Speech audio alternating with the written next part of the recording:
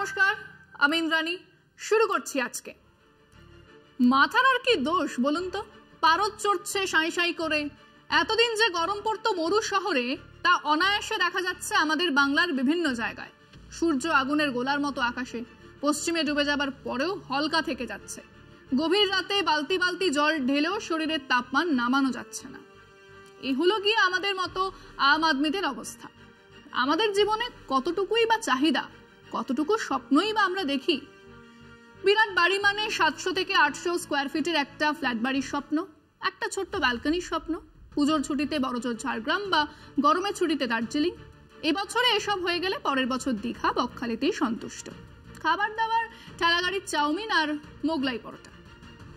কিন্তু ওই ওনারা জীবনের সবকিছু বাজি লাগিয়ে নেমেছেন সাংসদ হতে।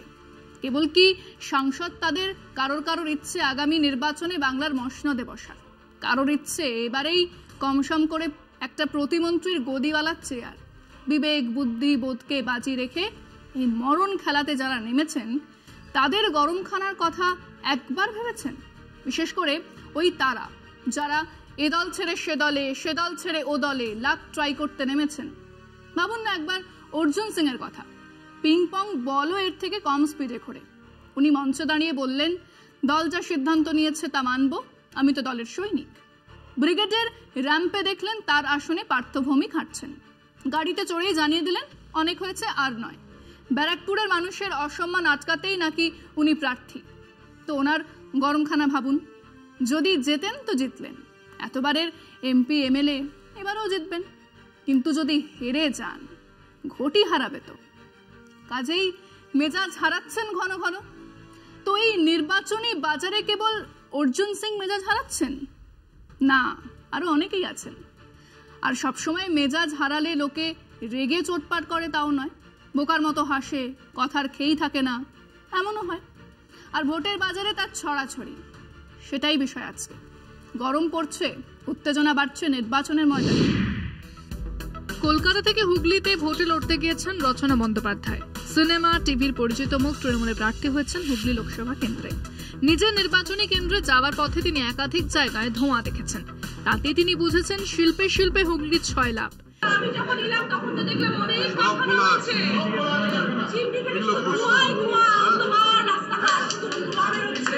কেউ কেউ বলছে প্রলাপ, তবে এমন নমুনা আরো আছে এই ভোট বাজারে। বিজেপির প্রার্থী বিদায় কেন্দ্রীয় মন্ত্রী বাঁকুড়ার সুভাষ সরকার আবার দলিতদের মন পেতে রাস্তায় প্রচারে বেরিয়ে জুতো পালিশ করেছেন। ঘাটাল কেন্দ্রের পদ্মপ্রার্থী বর্তমানে খড়গপুরের বিধায়ক হিরণ প্রচারে বেরিয়ে এক বাড়িতে ঢুকে মাছ ভাজতে শুরু করে দিলেন। অন্যদিকে বিজেপি প্রার্থী সুভাষ সরকার আবার প্রচারের মধ্যেই একজনকে স্নান করিয়ে দিলেন। বহরমপুরের অধীর চৌধুরী পোড়খাওয়া কংগ্রেসী, কিন্তু প্রার্থী হিসেবে প্রচারে বেরিয়ে মাঝে মধ্যে মেজাজ হারাচ্ছেন। বিরোধী দলের কর্মীদের দিকে তেড়ে যাচ্ছেন, চট থাপ্পড় কষিয়ে দিচ্ছেন।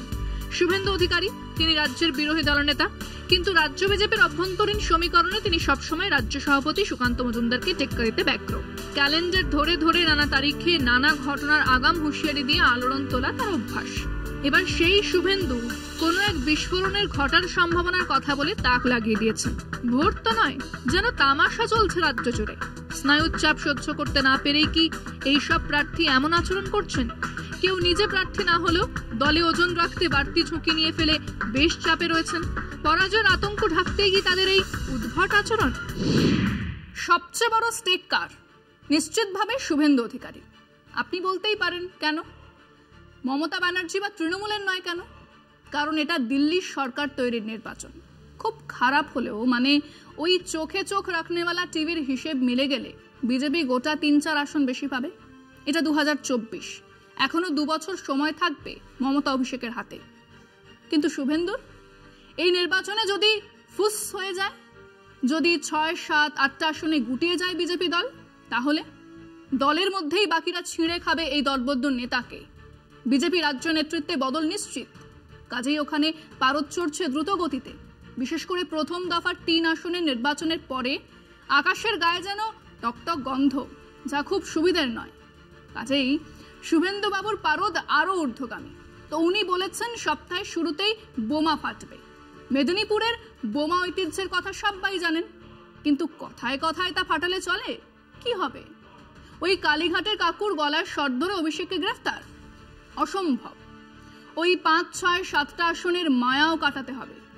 কিন্তু উনি বলে ফেলেছেন বুধবার থেকেই এই নিয়ে খিল্লি শুরু হবে এবং তিনি আবারও মাথা গরম করে কিছু বলবেন। হাই স্টেকের জুয়া খেলার সমস্যা এটাই। আবার ধরুন দেশের সংসদে বিরোধী দলনেতা অধীর চৌধুরী, এমনিতে তিনি খুব ঠান্ডা মাথার, যেমনটা কেউ কেউ বলার চেষ্টা করছেন, তা কোনোদিনই ছিলেন না।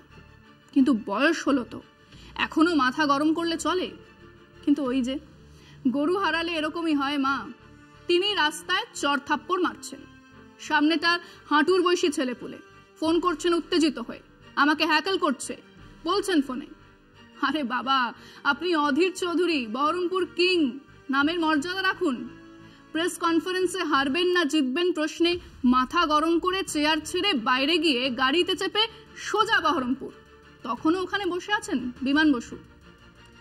ওদিকে দেখুন রচনা দিদিমণিকে, তিনি দই খাচ্ছেন, হ্যাঁ হ্যাঁ করে হাসছেন, কি বলছেন নিজেরই জানা নেই।